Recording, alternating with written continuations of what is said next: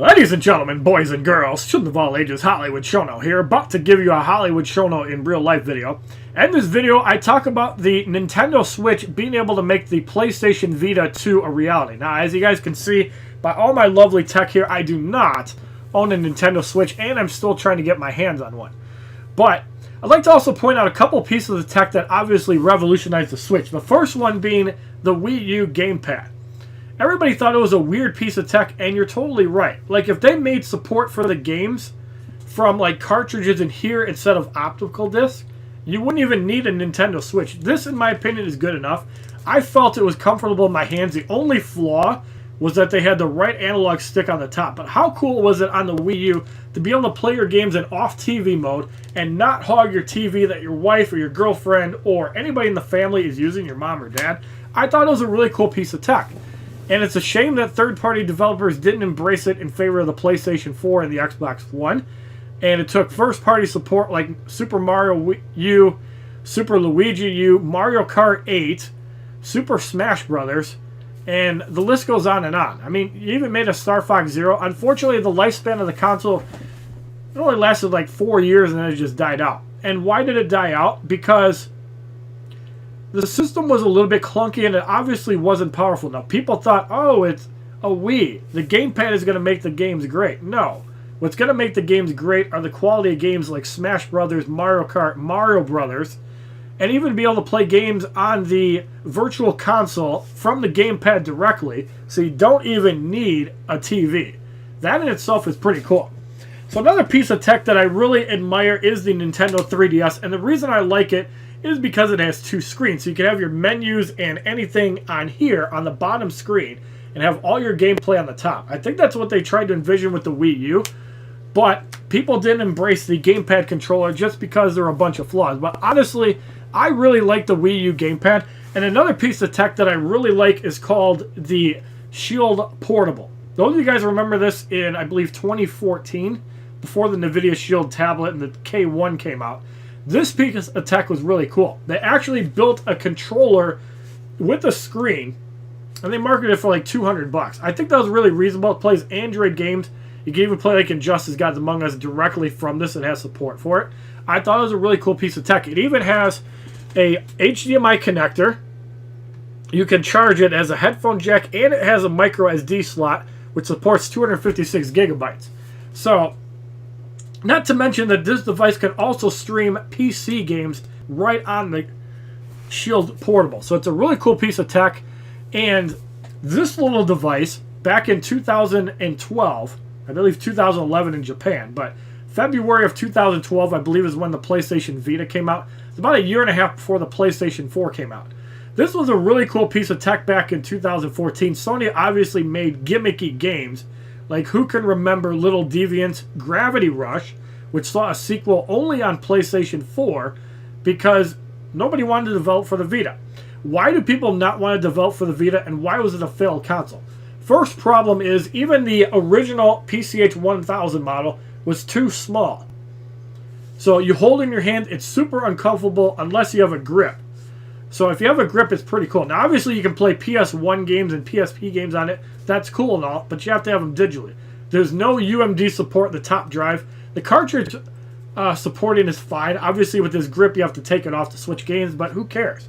If you play digital, you never have to switch it out anyways. But the biggest flaw that Sony made was that instead of having forward thinking in mind for PlayStation 3 and PlayStation 4 games when you're thinking of remote play, you have to use the back touchpad instead of just creating a shoulder button on your slim version and clickable analog sticks. The dual analog sticks are cool, but clickable analog sticks are super important when it comes to said games like Call of Duty. Nobody wants to fumble their fingers around the back touchpad looking like an idiot while you're getting shot. That's just utterly ridiculous. Now, what is everybody getting a Nintendo Switch for? This lovely game here, Breath of the Wild. Amazing game. I cannot wait to play it next week live for you guys on YouTube and Twitch. But that's not the point. Obviously, I want to play it on the Nintendo Switch so I can play it at work. Obviously, I don't have my hands on one, so I can't do that. But if the PlayStation Vita is going to make a successor, I really think that making it, you don't need to separate the controllers. I think that's a gimmick. You could take Wii remote controllers, make your existing tech non-obsolete, and you don't have to charge people $80 to get Joy-Con controllers. So, a PlayStation Vita 2 with the right mindset that the Nintendo Switch is using, for example, you can kickstand it, or you can even just make a device like this, obviously a little bit bigger, maybe 8 inches. I think would be reasonable, maybe 7 inches like a Nexus tablet, I think would be reasonable enough. But I think 8 inches is good, like they did with the NVIDIA Shield tablet. I think that was reasonable enough.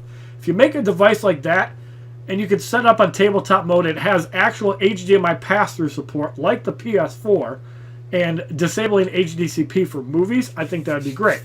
I think the PlayStation Vita 2 could see a lot of light, because people do want to play their PS4 games and not have to worry about the TV on. The problem with the PlayStation Vita is, the same problem is that you can't actually use the shoulder buttons or clickable analog sticks. So, I really think that Sony did have some good ideas, but when it comes to remote play, you need brand new hardware for it. Also, another fail for the PlayStation Vita was back in the day, there was 3G support. The problem with that is you could not use the 3G to play games online. That's the biggest mistake Sony could have made, because they could have made so much money by allowing people to download games off their data, because people would download like 50 megs, no problem, and be able to support online gameplay. It's not your fault if you get your ass kicked in Street Fighter 4 because you're lagging. That's your own damn fault. You should be playing on Wi-Fi in that case. But just to have the cellular capabilities on basic games, and let me tell you, if you tether an internet connection, even if you're playing at 50 to 100 milliseconds, that's not bad. Who remembers back in the day when dial-up and AOL were big things? Yeah. So, the fact that the PlayStation Vita supported 3G and did not properly support it in the right way was a big fail. When people at Sony are making these devices, and let me tell you, they made a brilliant play with the PlayStation 4. They did everything right with the console. They made it for the gamers. For the PlayStation Vita, they took the same mistakes from the PlayStation Portable and just made it an even bigger fail, because your library was rendered useless. All those little UMD discs you bought that kept you up at night for the worrying of the drive were no longer playable. You could even sell an adapter for $100 and people would have bought it. Unacceptable, Sony. So I really think that in the next console that Sony introduces, as far as the handheld market, now would be the time to do it. You definitely want to get it out before Super Mario Odyssey comes out, because Holiday 2017 is going to belong to the Nintendo Switch or the PlayStation 4. However, if Sony wants to really put a dent in Nintendo sales, just make a 7-inch PlayStation Portable 2 that has the support of 4G LTE, which is not hard. You can even charge $100 for it, have the actual multiplayer support, and I think it'd be really cool. Make all the PlayStation 4 games digitally downloadable, even if you have to use a proprietary memory card that goes up to 512 gigabytes, made by Sony, that only works with PlayStation Vitas. People would buy it just for the fact that they could play Skyrim anywhere they want. You don't need a Nintendo Switch for that then. And yeah, I just think it would be great for business if Sony could actually make a real portable console, because the last two consoles that they made, and not counting the PSP Go, I think they had a lot of design flaws. Obviously, you could use like a NVIDIA Tegra processor and it'd probably be good enough. You could probably also try to fit in a custom GPU based off Intel or even NVIDIA, and I think it would work really well. But the thing with the PlayStation Vita 2, it needs to come within the next 6 months. Don't wait until 2018. If you're going to make a successor for the Vita, you need to get it out by E3. Get a prototype out and work with it. It doesn't need VR support because that would just be stupid, but I really think the next PlayStation Vita needs to have backwards compatibility with PlayStation 4 and PlayStation Vita. As long as it has digital downloads for PlayStation 4, guess what? You bought all your discs physically. Now you're going to sell games digitally. I think it's a win-win for Sony. But you have a device like the Surface Pro 4 and the Surface Book that can actually play PC games on the go and at a decent frame rate. So I really think that Sony needs to work on a console. And they even need to work on a portable version of the Vita that actually makes sense. Take notes from the Nintendo Switch. It is not too late. Get on the drawing board and get a PlayStation Portable 2 out that actually fixes a lot of the problems and give it full support to PlayStation Now. Put on PS1, PS2 games, or even let people buy them for 20 bucks. People will still buy it. So if you like this little rant on the Nintendo Switch that could make the PlayStation Vita 2 or a PlayStation Portable 2 a reality, please give this video a like rating, comment, subscribe, share this video amongst your friends, and as a favor, check out my other YouTube videos playlist, Facebook, Twitter, and Twitch, which are all HollywoodShono.